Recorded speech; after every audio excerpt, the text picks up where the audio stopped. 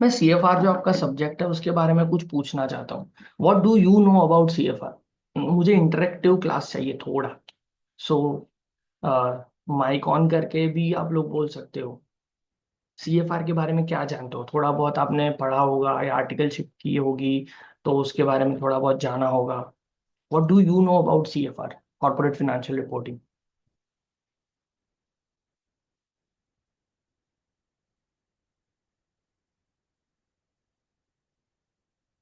Anyone?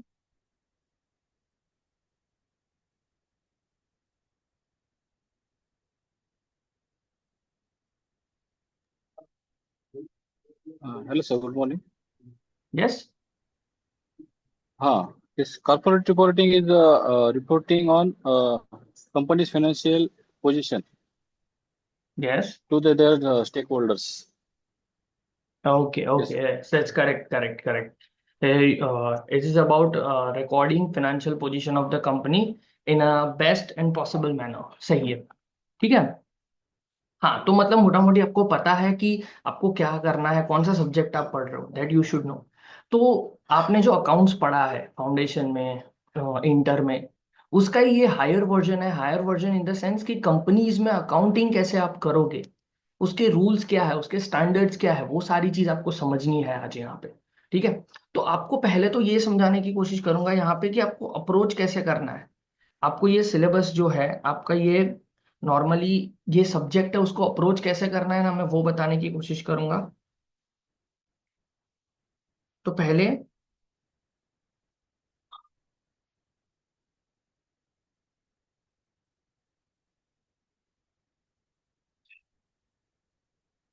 देखो, सबसे पहले तो मैं अप्रोच बता देता हूँ आपको, कैसे पढ़ना है ये सब्जेक्ट को, कैसे अप्रोच में लेना है, कैसे आप अच्छे मार्क्स ला सकते हो, मैं वो बताऊंगा। नॉलेज पर्सपेक्टिव से भी बताऊंगा कि कितना क्या पढ़ना है, कैसे आपको इंटरव्यूज के लिए भी कैसे तैयारी करनी है, वो सारी चीज भी बता दूंगा। पर सबसे पहले आपको ये बता देता हूँ कि आपको ये नॉलेज पर्पस के लिए, आपको एग्जामिनेशन पर्पस के लिए कितना पढ़ना पड़ेगा, वो सारी चीज आपको बता देता हूँ। ठीक है। सबसे पहले आपको ये बता देता हूँ कि आपको इंड एज सारे पढ़ने पड़ेंगे। Ind AS, Ind AS total 12 है। 12 इंड एज है आपको। 12 में से कितने आपको ज्यादातर पढ़ने पड़ेंगे? देखो, 12 में से 4 तो बहुत छोटे हैं, शॉर्ट है, जिसका कोई ज्यादा रिलेवेंस नहीं है एग्जामिनेशन पर्सपेक्टिव से, कोई ज्यादा इतना रिलेवेंस नहीं है। 4 बहुत ही शॉर्ट वाले इंडेस है। तो 12 में से 4 तो हटा दो, मतलब वो एक बारी दो बारी भी पढ़ोगे तो भी याद रह जाएंगे, इतने ईजी है। बचे हुए 8 है। 8 में से भी 3 छोटे हैं जो इंपॉर्टेंट है, और बाकी के 5 बड़े हैं।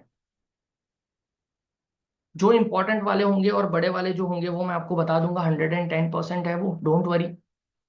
लॉन्ग है, वो भी टाइम लेंगे, अच्छे से ही पढ़ेंगे, उसका कोई इशू नहीं है। तो इन डेज तो सारे हमें प्रिपेयर करने हैं, ये हमें दिमाग में लेके चलना है। जितने भी इन डेज है उसको सारा प्रिपेयर करना है हमें। यहाँ पे हमें कुछ भी नहीं छोड़ना है।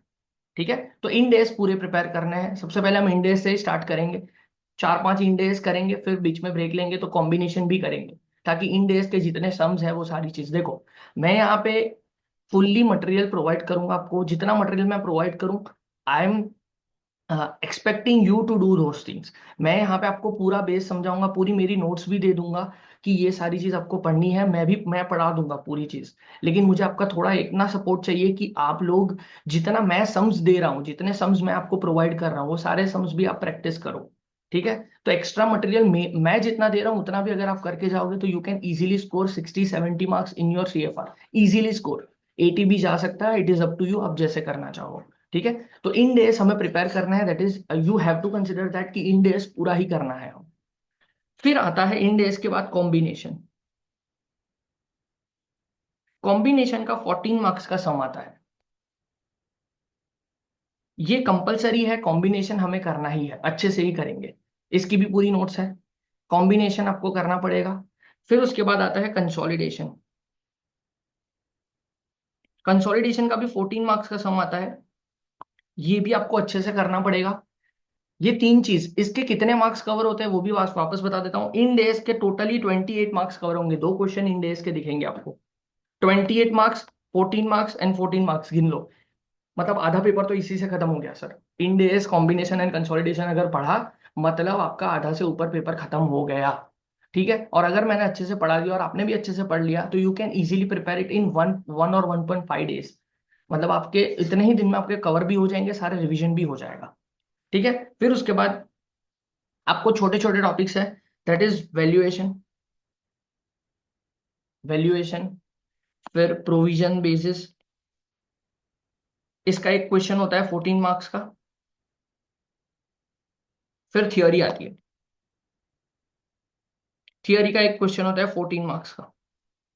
मोटा मोटी ये आपका पेपर होता है। देखो आपको मैं क्या प्रिपेयर करने के लिए बोलूंगा, सारी चीज हम तो प्रिपेयर करेंगे, सारी चीज पढ़ा दूंगा 110%। ठीक है, थियरी हम जो रखेंगे सेफ साइड के लिए रखेंगे, हमारी थियरी जो भी है लास्ट क्वेश्चन थियरी का होगा वो हम सेफ साइड के लिए रखेंगे। हमें अच्छे से प्रिपेयर प्रिपेयर करना है प्रैक्टिकल साइड। प्रैक्टिकल जितना सही होगा उतना आप कॉन्फिडेंट हो पाओगे। चलो प्रैक्टिकल में कुछ एक बहुत ज्यादा हार्ड सम आ गया, कुछ ऐसा है कि हम सोच नहीं पा रहे, तो थियरी पे हम मूव कर सकते हैं। तो मतलब मैं यहाँ पे ऐसा प्रिपेयर करवाना चाहता हूँ आपको कि आप 100 मार्क्स, आप क्या करो, 100 मार्क्स आप प्रिपेयर करके जाओ, 100 मार्क्स का।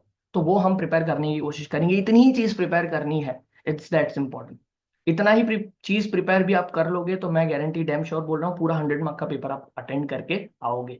और जो आपको डर लग रहा है वो भी नहीं लगना चाहिए। ठीक है, तो आई होप सो आपको थोड़ा बहुत ओवरव्यू मिल गया है कि सब्जेक्ट को कैसे अप्रोच करना है। दैट इज इंपॉर्टेंट, स्ट्रेटेजी बहुत इंपॉर्टेंट है सीएफआर में। स्ट्रेटेजी आपको मोस्ट की आपको स्ट्रेटेजी आपको लेके ही चलना पड़ेगा कि क्या पढ़ना है क्या नहीं पढ़ना है। तो किसी को कोई डाउट हो तो मुझे पूछ लो, तो मैं आगे, वरना मैं आगे जाऊँ। अगर आप वीडियोस थोड़े स्टार्ट रखेंगे तो मुझे भी लगेगा कि हाँ आप थोड़ा ध्यान दे रहे हो, इफ पॉसिबल हो, वरना तो चलेगा it's okay.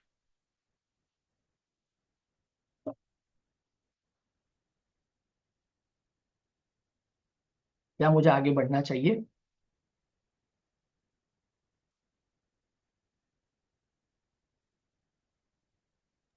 Yes, sir. Okay, कोई डाउट नहीं है, मतलब कोई क्वेश्चन नहीं है कि आपको क्या समझना चाहिए, आ, कौन सी चीज क्या है, वो भी थोड़ा, कोई भी डाउट नहीं है?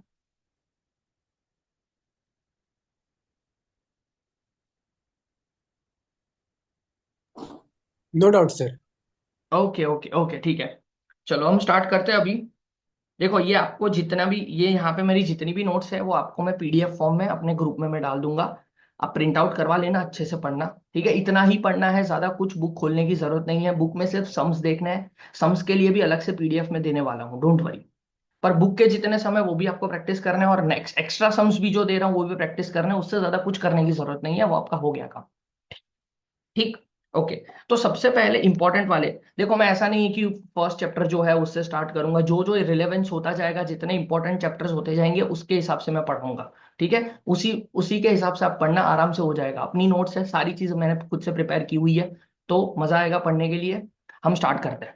सबसे पहले इन डे 16, that is property plant and equipment.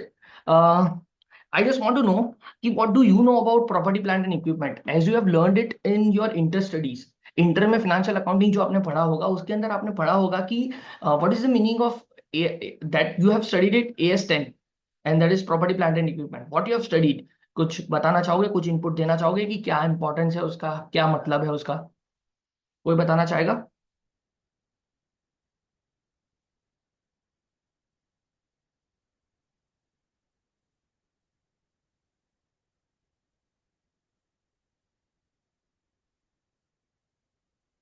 Yes, कोई?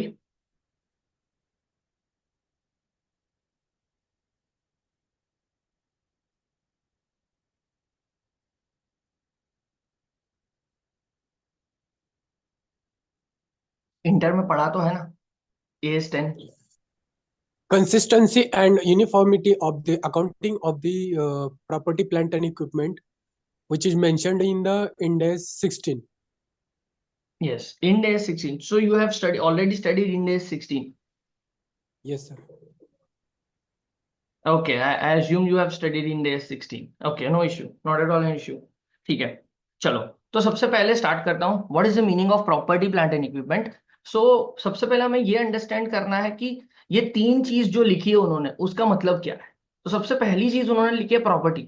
Property means premises. मतलब अगर आपके बिजनेस में कोई प्रीमाइसेस है, अगर आपके बिजनेस में प्रीमाइसेस है, उसका अकाउंटिंग हम कैसे करेंगे। अगर वो खुद से बिल्ड की है या अगर मैंने परचेज की है तो उसको कितना खर्चा लगा, वो सारी चीज कौन से ऐसे एक्सपेंडिचर है जो मुझे कंसिडर करने चाहिए, कौन से ऐसे एक्सपेंडिचर है जो मुझे कंसिडर नहीं करने चाहिए, और वो सारी चीज यहाँ पे बताई जाएगी। ठीक है। Property plant, what is the meaning of plant. देखो प्लांट मतलब क्या, यहाँ पे प्लांट मतलब जो हमारे ट्रीज होते हैं, वो जो हमें हेल्प करते हैं to produce our things and to sell it. तो जो हमें प्लांट्स, जो भी plant normally plant and equipment वाला जो है ना, प्लांट एंड मशीनरी वाला प्लांट नहीं नहीं, उसकी बात मैं नहीं कर रहा हूँ। यहाँ पे प्लांट का मतलब है कि जो नॉर्मली हमारे ट्रीज होते हैं, जो बैरर प्लांट होते हैं, एज 10 में आपने पढ़ा होगा बैरर प्लांट्स। बैरर प्लांट मतलब क्या, कि जो हमें प्रोडक्शन करने में हेल्प करते हैं और वो जो प्रोड्यूस यूनिट्स होते हैं उसको हम सेल करने में हेल्प करते हैं। ठीक है। तो यहाँ पे प्रॉपर्टी प्लांट एंड थर्ड है इक्विपमेंट। इक्विपमेंट मतलब सिंपल है कि आपके बिजनेस में जो आप प्रोडक्शन कर रहे हो, बिजनेस में आप नॉर्मली मशीनरी का यूज करते हो, वो सारी चीज इक्विपमेंट में आ जाएगी। ठीक है। तो यहाँ पे प्रीमाइसेस इंक्लूड हो गई, ट्रीज इंक्लूड हो गई, जो बैरर प्लांट है वो इंक्लूड हो गए, और इक्विपमेंट इंक्लूड हो गया। तो आपकी सारी चीज मोटा मोटी जो बिजनेस की अर्निंग कैपेसिटी बढ़ाते हैं, जो चीज बिजनेस को बिजनेस करने, हमारे बिजनेस करने में हेल्प करते हैं, वो सारी चीज इसके अंदर कवर हो गई। उसको हमें कैसे अकाउंटिंग करना है, वो सारी चीज यहाँ पे बताई गई है। ठीक है। तो सबसे पहले हमें ये समझना है कि what is the meaning of PPE as per Ind AS 16। तो इंड एज 16 जो हमें बोला गया कि आपका इंड एज 16 के हिसाब से प्रॉपर्टी प्लांट एंड इक्विपमेंट का मतलब क्या है। तो sir property plant and equipment Ind AS ने जो डिसाइड किया है, देखो इन सीएफआर, ये भी एक सेक्शन ही ऐसा समझ लो, उन्होंने जो प्रोवाइड किया है वही स्टैंडर्ड हमें समझना है और उसी के हिसाब से हमें अकाउंटिंग करनी है। कई बार ऐसा होगा कि आपका लॉजिक और आपका जजमेंट ऐसा बोलेगा कि सर ये भी प्रॉपर्टी प्लांट एंड इक्विपमेंट ही है, हमें ये कंसिडर करना चाहिए। बट इफ एएस के हमने एएस के जो भी रूल्स है उसको अप्लाई करते हमें लगा कि यार it is not satisfying our condition, then you should not consider it property plant and equipment, because उन्होंने ही बोल दिया है ये चीज। तो यहाँ पे उन्होंने यही चीज बताई है कि प्रॉपर्टी प्लांट एंड इक्विपमेंट क्या है, उसको कैसे हमें कंसिडर करना चाहिए। तो प्रॉपर्टी प्लांट एंड इक्विपमेंट का मीनिंग यहाँ पे समझते हैं। सबसे पहले प्रॉपर्टी प्लांट एंड इक्विपमेंट का मीनिंग क्या है। तो प्रॉपर्टी प्लांट एंड इक्विपमेंट बोला है फर्स्ट, टेंजिबल आइटम। क्या, टेंजिबल आइटम। टेंजिबल का मतलब क्या, सर टेंजिबल मीन्स दिखती हुई चीज। क्या, दिखती हुई चीज। टेंजिबल मतलब ऑलरेडी पता ही होगा कि आपको property plant and equipment tangible होती है, जो दिखती है, दिखती है। फिर उसके बाद held for, held for in the meaning itself is use in production. अगर कोई दिखती हुई चीज जो हमने परचेज की है या हमारे पास है, वो क्या हेल्प कर रही है हमें, यूज इन प्रोडक्शन और सर्विस, और rental to others, that is other than land and building. Land and buildings अलग से हमें समझाऊंगा, लैंड एंड बिल्डिंग को अभी रहने दो।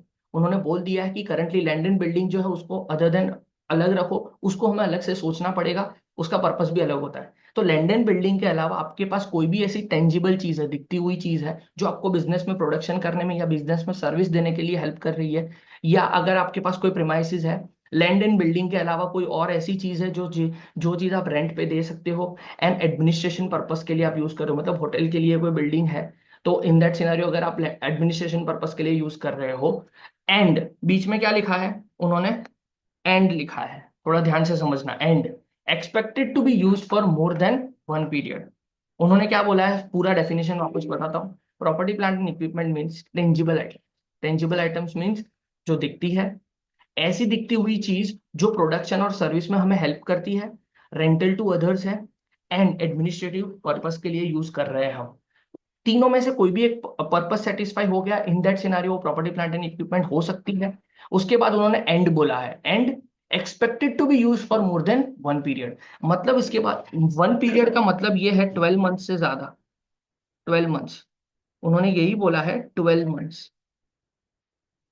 यहाँ पे ये चीज उन्होंने बोली है कि अगर आपके पास कोई दिखती हुई चीज है, अगर आपके पास कोई दिखती हुई चीज है, if it is used in production और services, if it is used in rental to others, और if it is used for administrative purpose, and expected to be use for more than one accounting period. अगर 12 महीने से ज्यादा अगर आप use करना चाहते हो वो चीज को, आपका एक्सपेक्टेशन है कि it will be use for more than one accounting period, then you can consider it at property plant and equipment, provided ये सारी कंडीशन जो बोली है वो आपका क्या करे, वो आपका सेटिस्फाई हो। किसी को इसमें डाउट हो तो पूछ सकते हैं। थोड़ा कम्युनिकेटिव रहना, मैं थोड़ा मुझे ऐसा लगेगा कि आप कम्युनिकेट कर रहे हो तो ही अच्छा लगेगा। एंड मुझे आपके सारे, अगर इफ पॉसिबल हो तो वीडियोस ऑन रख सकते हो, इफ पॉसिबल तो अच्छा रहेगा, तो मुझे भी दिखता रहेगा, क्योंकि I am teaching from a distant place.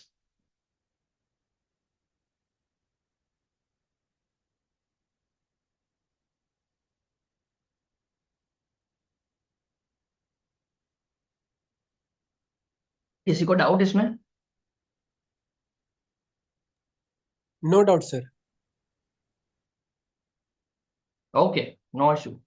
Okay, चलो आगे बढ़ते हैं। Sir one question. हाँ हाँ, बोलो ना। सर कोई अगर ऐसा ये रहेगा टैंजिबल एसेट जिसका हाँ यूज जो है वो 1 ईयर से कम रहेगा, तो उसको हम हाँ, कंसिडर कर सकते हैं नहीं कर सकते? देखो कुछ इफ कुछ इट इज प्रोसेस तो ऐसा रहेगा कि वो 1 साल के अंदर ही ये होगा उसका हम्म, वेर एंड टेयर होगा, तो उसको कंसिडर करेंगे या नहीं करेंगे? हाँ देखो, अगर अगर आपका कोई ऐसा है कि वो 1 साल से कम पीरियड के लिए है, तो इन दैट सिनारियो हमें क्या कंसिडर करना पड़े, it will be considered as a revenue expenditure. क्यों? क्योंकि छोटा खर्चा है, कम खर्चा है, जो 1 साल से कम पीरियड के लिए रखेंगे, तो एसेट्स में तो हम लिख ही नहीं पाएंगे। क्यों?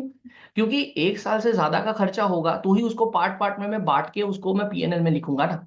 यहाँ पे ये चीज समझाने की कोशिश करता हूँ, देखो आपको सपोज यहाँ पे मैं लॉजिकली बताता हूँ कोई चीज। सपोज ये बैलेंस शीट है, ठीक है। यहाँ पे आपने कोई एसेट्स लिखी, कोई आपने 5 करोड़, मतलब 5 करोड़ रुपए का खर्चा किया, तो 5 करोड़ की एसेट यहाँ पे लिखी, मतलब खर्चा है। तो 5 करोड़ रुपए का खर्चा जो है, अगर आपने एक्सपेक्ट किया कि it will be used for 5 years, तो आप पीएनएल में क्या लिखोगे? 5 साल के लिए एसएलएम के हिसाब से आप लिखोगे यहाँ पे to depreciation it would be 1 crore. ठीक है, ये चीज लिखोगे।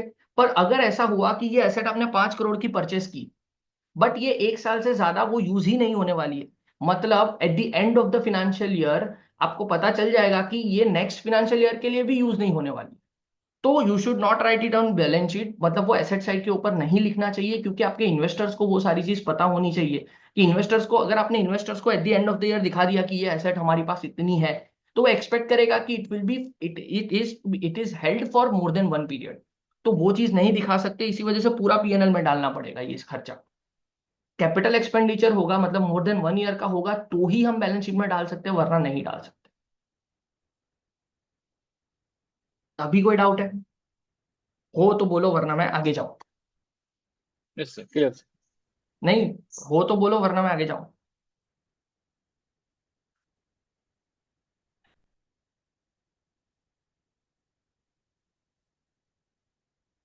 चलो, तो आगे बढ़ते हैं। ठीक है, तो सबसे पहली चीज हमने ये सीखी, डेफिनेशन सीखी।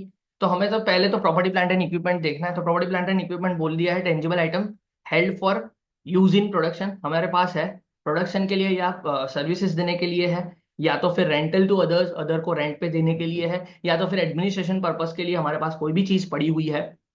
तो in that scenario property plant and equipment, and बोला है, एंड मतलब ये भी सेटिस्फाई होना चाहिए, it has to be for more than 1 accounting period, 12 month से ज्यादा होगा तो इन दैट सिनेरियो वो प्रॉपर्टी प्लांट एंड इक्विपमेंट हो जाएगा। अब पॉइंट्स, अब ये डेफिनेशन के बाद कुछ कुछ पॉइंट्स आपको कंसिडर करने हैं, वो कौन से वाले पॉइंट्स है? तो वो पॉइंट्स उन्होंने बोले हैं, treatment of land and building. अभी यहाँ पे मैंने बोला ना कि लैंड एंड बिल्डिंग हमें कंसिडर अलग से करना पड़ेगा, रेंटल टू अदर्स। तो land and building that is property, land and building को हमें किस तरह से कंसिडर करना है? अगर आपके पास कोई भी लैंड एंड बिल्डिंग है, तो प्रॉपर्टी प्लांट एंड इक्विपमेंट में उसको कंसिडर करना है, या आपके इन्वेस्टमेंट की तरह उसको कंसिडर करना है, वो यहाँ पे समझना है। तो सबसे पहले, अगर आपके पास प्रॉपर्टी प्लांट, अगर लैंड एंड बिल्डिंग आपके पास अवेलेबल है, मान लेते हैं कि लैंड एंड बिल्डिंग आपके पास है, प्रॉपर्टी हेल्ड फॉर, अगर लैंड एंड बिल्डिंग आपके पास है, अगर वो प्रोडक्शन में यूज हो रहा है या तो सप्लाई ऑफ सर्विस में यूज हो रहा है, तो उसको हम क्या करेंगे, सीधा सीधा इंड एस 16 में लगा देंगे। उन्होंने बोल दिया है treated as owner occupied property and Ind AS 16। मतलब सिंपल है, नॉर्मली अगर अगर आपके पास लैंड एंड बिल्डिंग पड़ा हुआ है, अगर वो प्रोडक्शन के लिए, प्रोडक्शन पर्पस के लिए यूज हो रहा है, मतलब उसके अंदर कुछ प्रोडक्शन हो रहा है, अल्टीमेटली उसके अंदर मशीनरीज और वो सारी चीज आप काम करने के लिए वो जगह का यूज कर रहे हो, तो इन दैट सिनारियो वो मान लिया जाएगा कि वो हमारी क्या है, प्रॉपर्टी है। इन दैट सिनारियो इंड एस 16 उसके ऊपर अप्लाई करके और डेप्रिसिएशन हमें चार्ज करना है।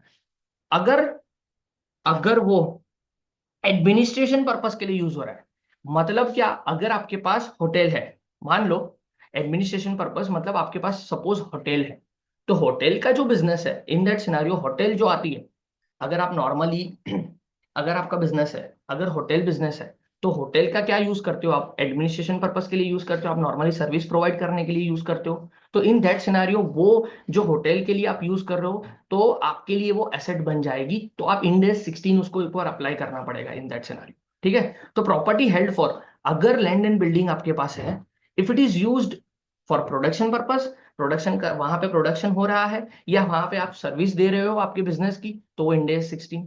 अगर एडमिनिस्ट्रेशन पर्पस, मतलब होटल होटल का काम आप कर रहे हो, नॉर्मली एडमिनिस्ट्रेशन कर रहे हो वहां पे, वो प्रॉपर्टी के अंदर आप एडमिनिस्ट्रेशन कर रहे हो, तो भी वो इंड एस आपके, वो जो प्रॉपर्टी है उसके ऊपर इंड एस अप्लाई करना है आपको।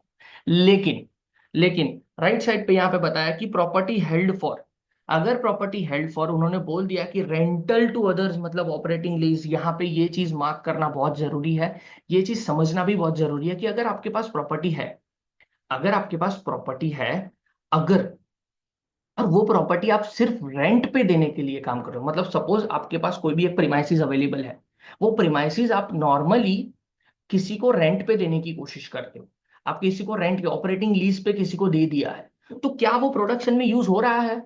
लॉजिकली मुझे बताओ। आपके पास एक प्रॉपर्टी पड़ी हुई थी, आपने किसी को रेंट पे दे दिया, बिल्डिंग पड़ा हुआ था, वो किसी को आपने रेंट पे दे दिया, क्या आपके बिजनेस के प्रोडक्शन में वो चीज अवेलेबल है? क्या वो बिजनेस में यूज हो रहा है? आई डोंट थिंक सो कि वो बिजनेस में यूज हो रहा है, तो we can not say that कि वो प्रोडक्शन में हेल्प कर रहा है। अगर आपको प्रोडक्शन में हेल्प कर रहा है, तो ही वो चीज किस में आ सकती है? इंड एस 16 में आ सकती है। आपके प्रोडक्शन में या आपके बिजनेस में कोई चीज हेल्प नहीं कर रही है, तो वो आपका इन्वेस्टमेंट मान सकते हो आप, पर उसको आप प्रॉपर्टी प्लांट एंड इक्विपमेंट नहीं मान सकते, इवन दो वो लैंड एंड बिल्डिंग दिख रहा है, टेंजिबल है, तो भी। सिंपल है। इसी वजह से पहले ही बोल दिया कि लैंड एंड बिल्डिंग जो है, आपको ये समझना है कि लैंड एंड बिल्डिंग है property held for rental to others, other को रेंट, मतलब किसी को आप रेंट पे दे रहे हो, कोई आपका यूज नहीं है प्रोडक्शन में, तो इन दैट सिनारियो आपको क्या करना है? वो चीज property plant and equipment consider नहीं करना है। दूसरा पर्पस, अगर आपने कोई प्रॉपर्टी प्लांट एंड इक्विपमेंट लिया है और उसको सिर्फ और सिर्फ इन्वेस्टमेंट पर्पस के लिए है, मतलब क्या, आपको पता चल गया कि कोई चीज आज में इन फ्यूचर, अगर आप देख रहे हो कि 15 लाख रुपए में कोई प्रॉपर्टी मुझे मिल रही है, इन 2 years time it will be sold for 25 lakhs, तो आपने क्या किया? कैपिटल अप्रिसिएशन के लिए कोई एसेट आपने परचेज किया है, आपके प्रोडक्शन के लिए वो सारी चीज आपने परचेज नहीं की है, तो इन दैट सिनारियो वो भी जो एसेट होगी वो आपका पर्पस है, जो प्रोडक्शन का पर्पस नहीं है, आपके बिजनेस में सर्विस प्रोवाइडिंग का पर्पस नहीं है, तो वो चीज जो होगी वो भी आपकी इन्वेस्टमेंट प्रॉपर्टी मानी जाएगी, वो आपका इन्वेस्टमेंट माना जाएगा। It can not be considered as your property plant and equipment, वो भी उन्होंने स्पेसिफिकली बोल दिया है। Third, undetermined use. Undetermined use का मतलब ये है कि अगर आपने कोई भी प्रॉपर्टी ली, कोई भी लैंड एंड बिल्डिंग आपने परचेस किया, अगर वो चीज का यूज आपको पता नहीं है, अगर आपको पहले से पता नहीं है, जब आपने परचेस किया तब आपका अनडिटरमाइंड यूज आपको पहले से पता नहीं है, तो इन दैट सिनारियो आपका जो यूज पता नहीं है, तो भी वो आपको इन्वेस्टमेंट मानना पड़ेगा। तो यहाँ पे वही चीज उन्होंने बोली है कि treated as investment property, treated as investment property. ये रहा इंड एस 40 की तरह, अगर कोई भी एसेट ऐसी है जो आपके बिजनेस में यूज कर, लैंड एंड बिल्डिंग ऐसा है जो आपके बिजनेस में यूज कर रहे हो, तो इन दैट सिनारियो उसको क्या माना जाएगा? Property plant and equipment. लेकिन अगर आप ऐसे यूज कर रहे हो, सिर्फ किसी और को रेंट पे दे रहे हो, या इन्वेस्टमेंट कैपिटल अप्रिसिएशन के लिए है, या तीसरा उसका कोई यूज पता ही नहीं है, हमें हमें कोई यूज उसका पता नहीं है, तो इन दैट सिनेरियो उसको इंड एस 40 की तरह ट्रीट करना है, इन्वेस्टमेंट प्रॉपर्टी की तरह ट्रीट करना है हमें। किसी को इसमें डाउट हो तो मुझे बता दो, किसी को भी डाउट हो, छोटा सा भी डाउट हो तो मुझे पूछ लो, क्वेश्चन पूछ सकते हो, कोई भी क्वेश्चन पूछ सकते हो, आई एम टेलिंग यू।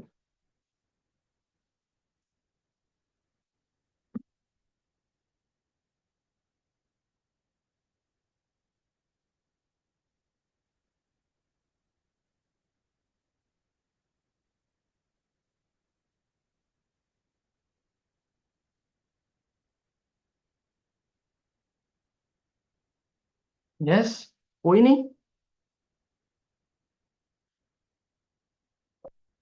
समझ आ रहा है ना? Yes, sir. हाँ, मतलब कोई कोई भी डाउट हो, छोटा सा भी डाउट हो तो मुझे पूछ लेना, I am telling you.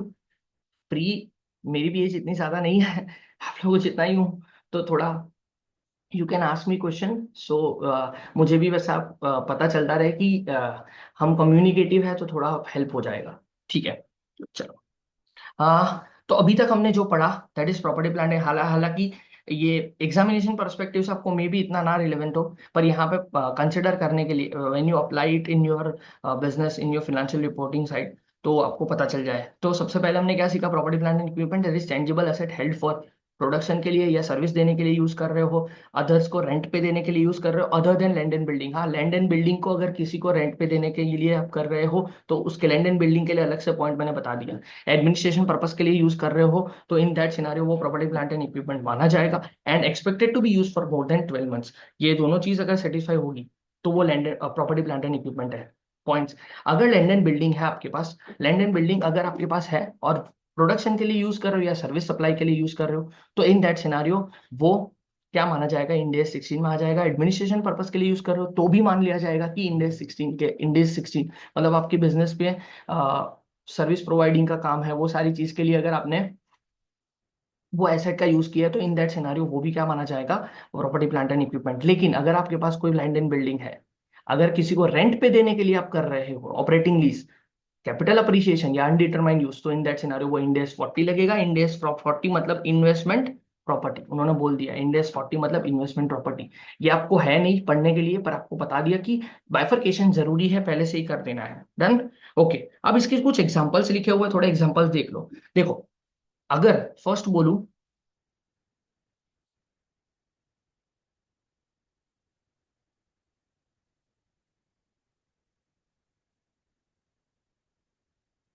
Examples, business giving building on rent. अगर आपका कोई बिजनेस है, आपका बिजनेस ही ऐसा है जो रेंट पे देने देना है, आपका बिजनेस ही क्या है, आपका बिजनेस ही है कि आप प्रॉपर्टी को रेंट पे देते हो, तो वो जो बिल्डिंग होगा वो आपके लिए प्रॉपर्टी प्लांट एंड इक्विपमेंट होगा। कोई बता सकता है क्यों? अगर आपका कोई बिल्डिंग है, आपका बिजनेस है कि आप रेंट पे देते हो आपकी प्रॉपर्टीज, तो अभी मैंने आपको समझाया कि सर लैंड एंड बिल्डिंग अगर आप किसी को रेंट पे देते हो तो वो तो इन्वेस्टमेंट प्रॉपर्टी मानी जाती है। फिर भी यहाँ पे मैंने प्रॉपर्टी प्लांट एंड इक्विपमेंट क्यों बोला? कोई मुझे बता सकता है?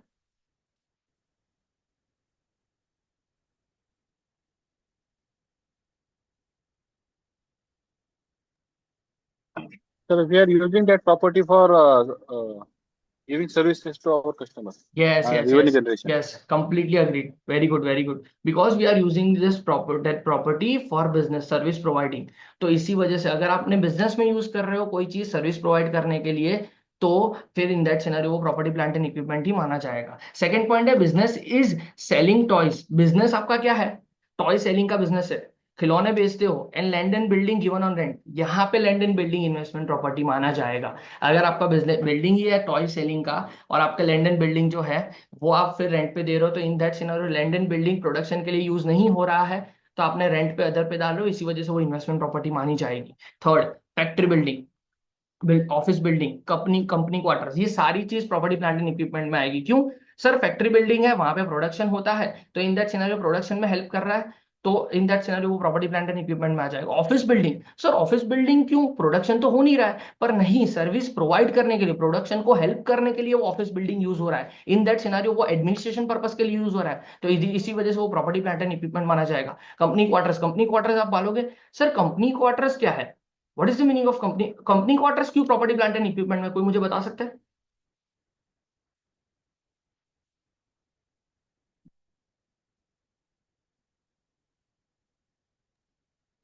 यस। कि सर कंपनी का जो क्वार्टर्स है वो हाँ। एम्प्लॉय के लिए है, एम्प्लॉय के लिए है, तो एम्प्लॉय कंपनी को उसका बेनिफिट ही होता है ना। कि यस। क्या है, जो देखो। लोग जो हाँ। नजदीक रहेंगे तो हाँ, यस, यस, करेक्ट, तो एकदम दैट करेक्ट विल है। Be helpful for business.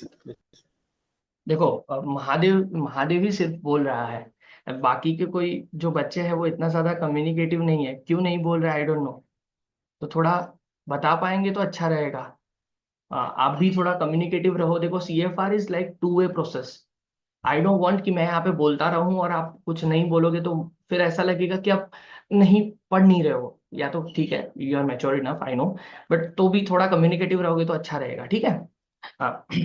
तो कंपनी क्वार्टर्स क्या है सर? कंपनी क्वार्टर्स भी क्या है? अल्टीमेटली वो हमारे बिजनेस में ही यूज हो रहा है। सर बिजनेस में कैसे यूज हो रहा है? सर कंपनी के क्वार्टर में नॉर्मली बिजनेस जो एम्प्लॉयज है वही रह रहे हैं, तो एम्प्लॉयज क्या कर रहे हैं? इनडायरेक्टली एम्प्लॉयज भी हमें प्रोडक्शन में हेल्प ही कर रहे हैं ना। तो इनडायरेक्टली ये कंपनी क्वार्टर जो है वो हेल्प बिजनेस में ही हेल्प कर रहा है, वो कहीं पे कहीं और जगह से वो अर्न कर रहा नहीं है। इसी वजह से वो प्रॉपर्टी प्लांट एंड इक्विपमेंट माना जाता है। क्लियर है? ओके। देखो, ये चीज बहुत इंपॉर्टेंट है। आपकी जो सम्स है, आपकी बुक में जो दो ही सम दिए हुए हैं, इतने ज्यादा है नहीं, तो इसी वजह से मैं जो पीडीएफ दूं वही प्रैक्टिस करनी पड़ेगी आपको। तो ट्रीटमेंट ऑफ स्पेयर पार्ट्स, देखो, that is bearing, screw et cetera and stand up equipment. As an example fire extinguisher. Sir क्या है, what is the meaning of spare parts? Spare parts का तो मतलब पता होगा। सपोज आपके पास एक बड़ी सी मशीनरी है, उसके अंदर स्पेयर पार्ट्स हो, तो स्पेयर पार्ट्स जो है वो बेरिंग, स्क्रू, वो सारी चीज, और स्टैंड अप इक्विपमेंट, ये दोनों चीज जो है उसको मैं क्या कंसिडर करूं? प्रॉपर्टी कंसिडर करूं? क्या कंसिडर करूं? सपोज आपको एक एग्जांपल देता हूं कि हमारे पास एक फायर एक्सटिंग्विशर पड़ा हुआ है, आपकी ऑफिस है बड़ी सी, उसके अंदर फायर एक्सटिंग्विशर है। तो सर वो फायर एक्सटिंग्विशर को क्या कंसिडर करूं मैं? Property plant and equipment consider करूं कि ना करूं? कोई मुझे लॉजिकली बता सकता है? अभी हमने डेफिनेशन पढ़ी, क्या वो डेफिनेशन को अप्लाई करके क्या मैं मान सकता हूं कि उसको मैं property plant and equipment consider करूं कि ना करूं? Yes, sir, we can consider as a PPE because expected use for more than one financial year. That's why it will be treated as a plant and machinery. PPE. Okay okay okay okay okay okay. But चलो, आपने बोल दिया expected use, but what about this condition कि use in production? Sir what about this condition, production में use हो रहा है, नहीं हो रहा है, रेंटल टू अदर्स है, नहीं हो रहा है, एडमिनिस्ट्रेटिव पर्पस है, नहीं हो रहा है। तो सर ये पहली कंडीशन, ये तीन में से कोई एक कंडीशन तो सेटिस्फाई नहीं हो रही है। ये भले ही सेटिस्फाई हो रही है, पर सर ये दोनों, ये एक जो फर्स्ट वाली कंडीशन है उसमें तो सेटिस्फाई हो ही नहीं रहा है। तो सर क्या हो सकता है? Sir, fire extinguisher is like a utility which is subsequent for production. Means कभी इमरजेंसी केस में अगर आग लग जाती है तो उसके लिए वो एज ए यूटिलिटी करके ट्रीट करते हैं, और प्लांट एंड मशीनरी के अंडर वो एज ए यूटिलिटी करके कैपिटलाइज करते हैं सर, नॉर्मली। यस। देखो, कई बार क्या होता है, नॉर्मली सही है आपकी बात, इफ इट नीड्स, देखो, कोई भी चीज ऐसी हो, स्टैंड स्पेयर पार्ट्स हो, स्टैंड अप इक्विपमेंट हो, जो भले यूज नहीं हो रहा है, अगर वो प्रॉपर्टी प्लांट एंड इक्विपमेंट की डेफिनेशन को मीट कर रहा है, तो वो जो डेफिनेशन है हमारी उसको अगर वो मीट कर रहा है, तो इन दैट सिनेरियो वो मान लेंगे कि हम प्रॉपर्टी प्लांट एंड इक्विपमेंट है वो। अब अभी आपने एक चीज बोली कि सर फायर एक्सटिंग्विशर जो है, अब अगर फायर एक्सटिंग्विशर है, उस वो क्या हमारी इक्विपमेंट की डेफिनेशन को मैच कर रहा है, प्रॉपर्टी प्लांट एंड इक्विपमेंट की डेफिनेशन को? तो अल्टीमेटली मैच कर रहा है। सर कैसे मैच कर रहा है? देखो, एडमिनिस्ट्रेटिव पर्पस जो है, इनडायरेक्टली वो हमें क्या कर रहा है, वो, आप बोलोगे सर उसका यूज तो हम कर ही नहीं रहे, जब फायर अकर होगा तभी मैं उसका यूज करूंगा, तो अभी तो उसका यूसेज है ही नहीं, तो सर अभी मैं उसको कैसे मैं कंसिडर करूँ कि वो प्रॉपर्टी प्लांट एंड इक्विपमेंट है? तो उन्होंने बोल दिया है कि देखो,